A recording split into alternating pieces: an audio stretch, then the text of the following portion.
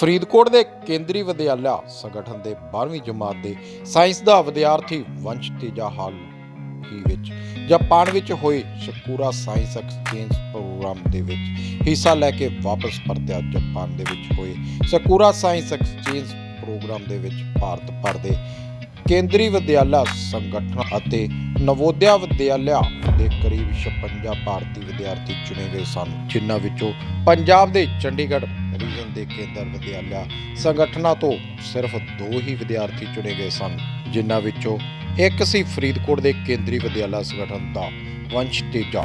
ਵੰਸ਼ ਤੇਜਾ ਦੀ ਇਸ ਪ੍ਰਾਪਤੀ ਤੇ ਸਕੂਲ ਪਹੁੰਚੇ ਤੇ ਸਕੂਲ ਸਟਾਫ ਵੱਲੋਂ ਵੰਸ਼ ਤੇਜਾ ਨੂੰ ਵਿਸ਼ੇਸ਼ ਸਰਟੀਫਿਕੇਟ ਦੇ ਕੇ ਸਨਮਾਨਿਤ ਕੀਤਾ ਗਿਆ।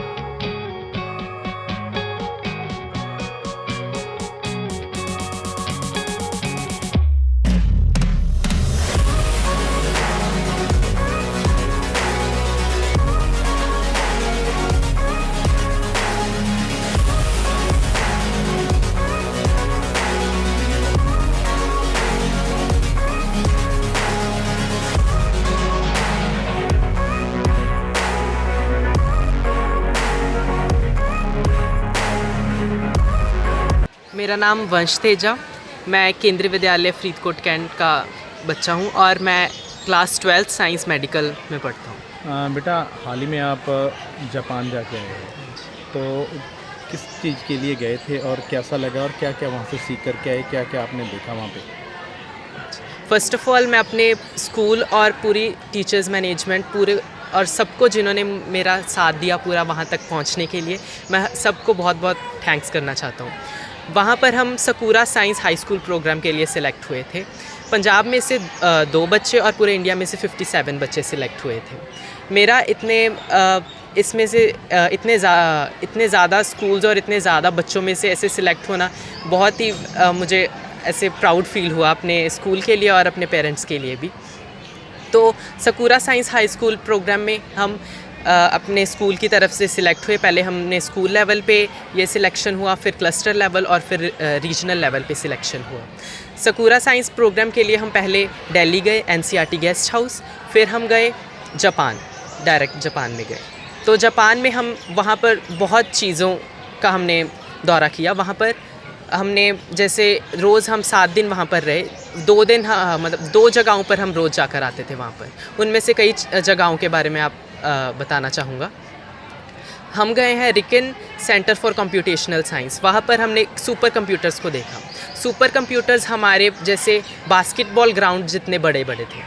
जैसे हमने बुक्स में भी देखा है कि हमारे पुराने टाइम में कितने बड़े बड़े कंप्यूटर्स होते थे, बट वो सुपर कंप्यूटर्स हैं।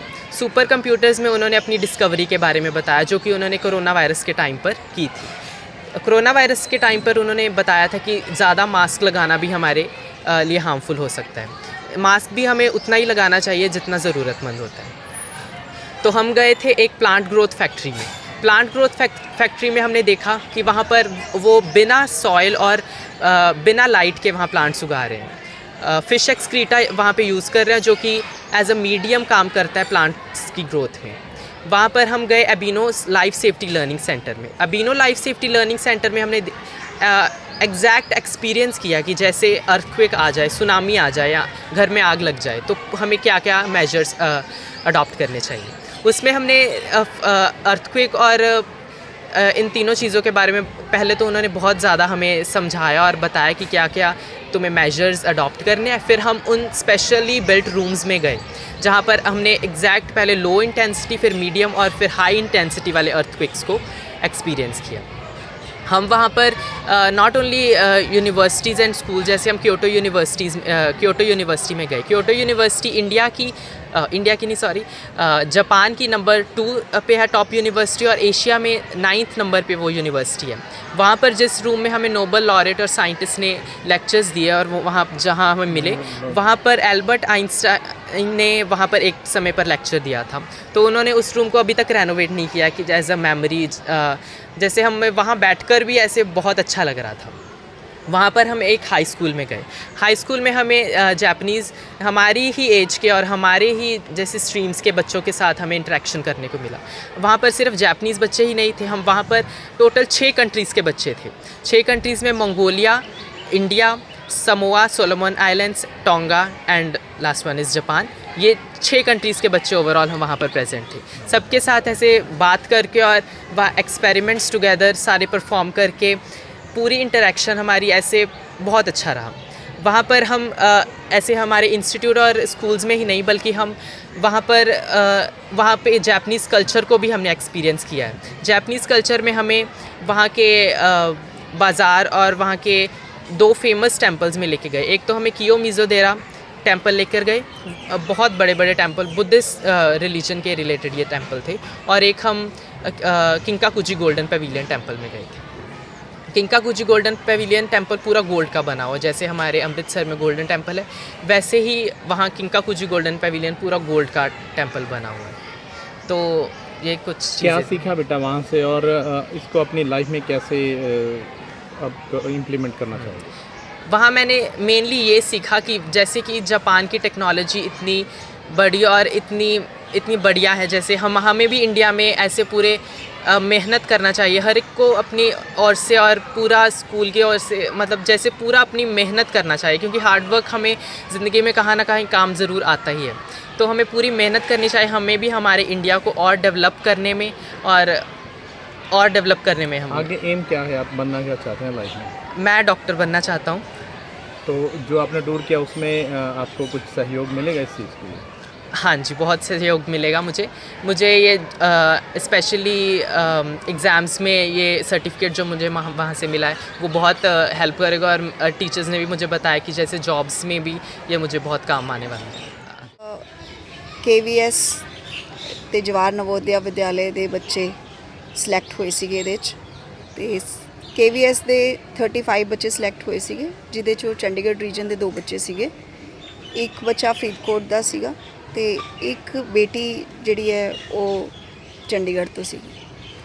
ਤੇ ਇਹ ਬੱਚੇ ਉੱਥੇ ਇੱਕ ਹਫ਼ਤੇ ਦਾ ਪ੍ਰੋਗਰਾਮ ਅਟੈਂਡ ਕਰਕੇ ਆਏ ਨੇ ਜਿੱਥੇ ਇਹਨਾਂ ਨੂੰ ਸਾਇੰਸ ਐਂਡ ਟੈਕਨੋਲੋਜੀ ਦੇ ਰਿਲੇਟਡ ਕਈ ਯੂਨੀਵਰਸਿਟੀਜ਼ ਤੇ ਇੰਸਟੀਟਿਊਟਸ ਦਾ ਇਹਨਾਂ ਨੂੰ ਦੌਰਾ ਕਰਾਇਆ ਗਿਆ ਉੱਥੇ ਤੇ ਇਹਨਾਂ ਨੂੰ ਕਾਫੀ ਕੁਝ ਉੱਥੋਂ ਸਿੱਖਣ ਨੂੰ ਮਿਲਿਆ।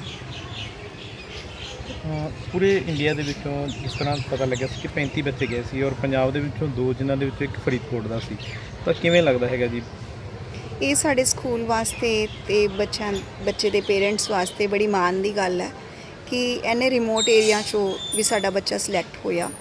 ਬੱਚਾ ਬਹੁਤ ਹੋਣਹਾਰ ਹੈ, ਪੜ੍ਹਾਈ 'ਚ ਵੀ ਬਹੁਤ ਹੋਣਹਾਰ ਹੈ ਤੇ ਬੱਚੇ ਨੇ ਸਾਇੰਸ ਦੀ ਐਕਟੀਵਿਟੀਜ਼ 'ਚ ਵੱਧ ਚੜ੍ਹ ਕੇ ਹਿੱਸਾ ਲਿਆ, ਹਮੇਸ਼ਾ ਐਗਜ਼ੀਬਿਸ਼ਨ 'ਚ ਪਾਰਟਿਸਿਪੇਟ ਕਰਦਾ ਰਿਹਾ ਤੇ ਸਟੇਜ 'ਤੇ ਵੀ ਇਹਨੇ ਹਰ ਇੱਕ ਕੰਪੀਟੀਸ਼ਨ 'ਚ ਕੁਇਜ਼ 'ਚ ਹਿੱਸਾ ਲਿਆ ਤੇ ਸਾਨੂੰ ਇਸ ਬੱਚੇ 'ਤੇ ਬਹੁਤ ਮਾਣ ਹੈ।